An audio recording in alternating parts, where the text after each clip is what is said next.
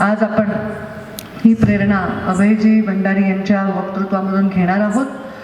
मी त्यांचा फार वेळ घेणार नाही। युवक हे दर पिढीमधले त्या देशाची दिशा ठरवत असतात। आपल्या देशामध्ये एक युवक जन्माला आला, त्यांनी या देशाला एवढ्या मोठ्या उंचीवर नेलं। आज जगामध्ये भारताकडे अत्यंत इज्जतीने पाहिलं जातं ते आपल्या एका गरीब शेतकऱ्याच्या, एका गरीब चहा विकणाऱ्याच्या घरी जन्म घेतलेल्या मोदीजींनी करून दाखवलं।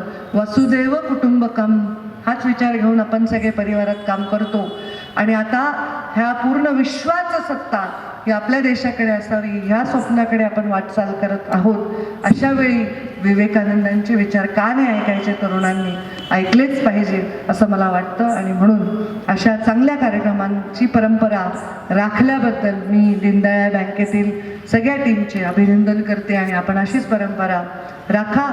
आमचे पुढे येणारी पिढी आम्हाला चांगल्या पद्धतीने ओळखेल। आताच्या काळात ते शक्य नाही तसं, मीडियाच्या काळात, सोशल मीडियाच्या काळात यूट्यूब तर कोणी पण आज एक चॅनल काढतं, काहीही बातम्या लावतं, कोणाचीही चारित्र्य म्हणून कोणाविषयी काहीही बोलतं, पण शेवटी सत्य हे इतकं प्रखर असतं, इतकं तेजस्वी असतं, ते बाहेर येत असतं।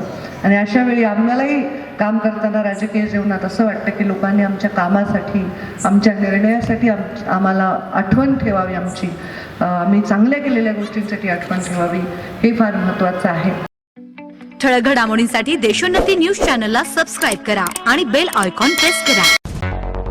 मुंबई, पुणे, नागपूर, मराठवाडा असो का विदर्भ, राजकीय, सामाजिक, शैक्षणिक क्षेत्र असो का क्रीडा, सर्वच घडामोडीचे विश्लेषण पाहायला विसरू नका। फक्त देशोन्नती न्यूजवर।